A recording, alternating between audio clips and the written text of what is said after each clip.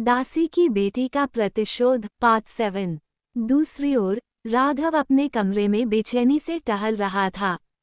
उसके माथे पर पसीने की बूंदें चमक रही थीं और उसके हाथ लगातार आपस में मले जा रहे थे।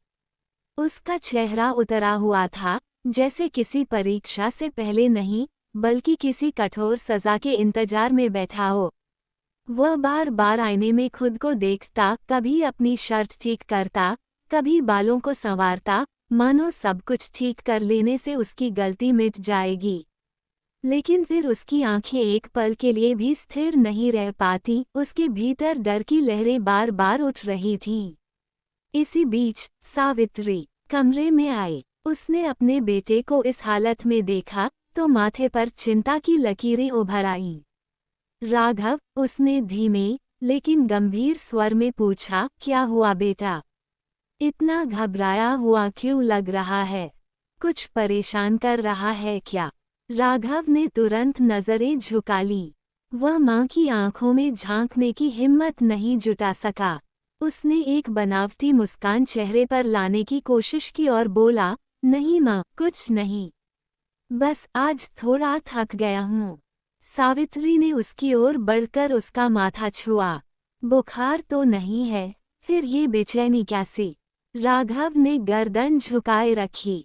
वो कुछ बोलना चाहता था, पर शब्द जैसे गले में अटक गए।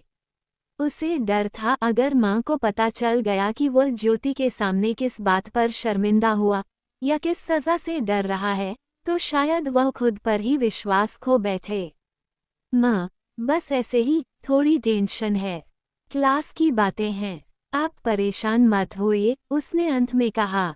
सावित्री थोड़ी देर तक उसे देखती रही, लेकिन उसने ज्यादा कुछ नहीं पूछा। वह धीरे से उसके सिर पर हाथ फेरते हुए मुस्कुरा दी, ठीक है बेटा, अगर कुछ चाहिए हो तो बता देना। राघव ने बस सिर हिलाया, लेकिन जैसे ही उसकी मां कमरे से बाहर निकली, उसका चेहरा फिर से गंभीर हो गया। उसने गहरी सांस ली और बुदबुदाया, आज शायद मेरी जिंदगी का सबसे लंबा दिन होने वाला है। राघव ने भारी मन से अपना बैग उठाया और घर से बाहर निकला।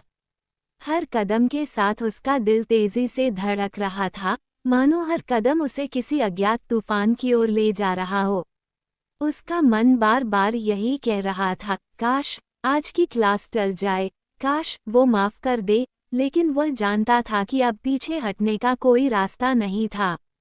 जैसे ही वह ज्योति के घर के बाहर पहुंचा, उसने एक पल के लिए गहरी सांस ली, फिर कांपती उंगलियों से दरवाजे की घंटी दबा दी। अंदर कमरे में बैठी ज्योति ने जैसे ही घंटी की आवाज सुनी, उसकी आंखों में एक धीमी मुस्कान तैर गई। उसने अपनी लंबी पलकें झपकाईं, जैसे उसी क्षण का इंतजार कर रही हो। वह अपनी कुर्सी पर सहजता से बैठी रही, एकदम शांत, लेकिन उसके मन में एक दृढ़ निश्चय जल रहा था। उधर सुमित्रा रसोई से बाहर निकली और जैसे ही घंटी की आवाज दोबारा हुई, उसके चेहरे पर एक संतोष भरी मुस्कान आ गई। बिना कुछ कहे वह दरवाजे की ओर बढ़ी। उसके कदम धीमे थे, लेकिन उसकी चाल में गरिमा थी। वो उस